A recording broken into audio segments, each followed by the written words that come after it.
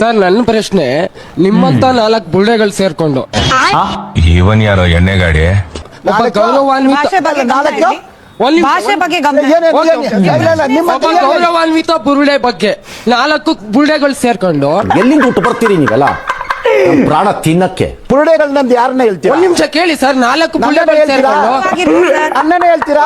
ಇಲ್ಲ ಬೇಡ. ಜಾತಿಗಳು ನೀನು.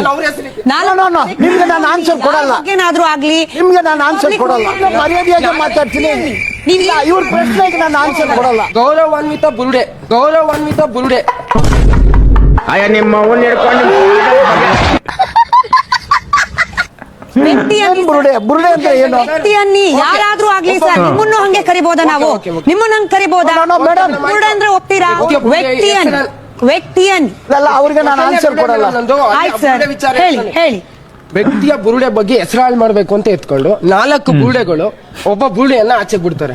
ಆ ಬುರುಡೆ ಇನ್ನೊಂದು ಬುರುಡೆ ಹುಡುಕ್ತೀನಿ ಅಂತ 40 ಜನ ಕಟ್ಕೊಂಡ್ ಬರುತ್ತೆ. ಆ 40 ಜನ ಬುರುಡೆ ಹುಡುಕಕ್ ಬಂದು ಇಲ್ಲಿರೋ ಕರ್ನಾಟಕದ ಬುರುಡೆಗಳನ್ನೆಲ್ಲ ಹಾಳು ಮಾಡಿ ಈಗ ಅವರೇ ಬುರುಡೆ ಚಚ್ಕೊಳ್ಳೋ ಮಟ್ಟಕ್ಕೆ ಆಗಿದೆ. ಅದಕ್ಕೆ ನಿಮ್ಮ ಉದಾಹರಣೆ ಕೊಡಿ.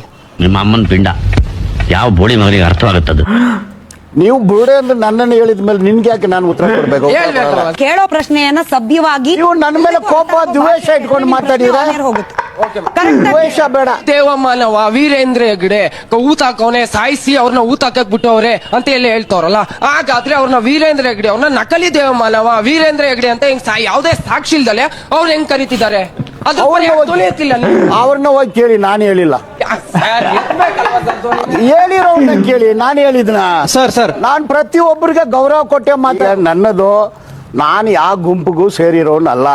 ನೀವು ಯಾರೋ ತಿಮ್ಮರೋಡಿ ಮಟ್ಟರ್ ಅವ್ರನ್ನ ಗುರು ಅದ್ ಯಾರಿರ್ಬೇಕು ಕಮೆಂಟ್ ಬಾಕ್ಸ್ ಅಲ್ಲಿ ಕಮೆಂಟ್ ಮಾಡಿ ಗುರು. ತಿಳ್ಕೊಳೋ ಅಂತ ಕ್ಯೂರಿಯಾಸಿಟಿ ನನಗೆ ಜಾಸ್ತಿ ಇದೆ.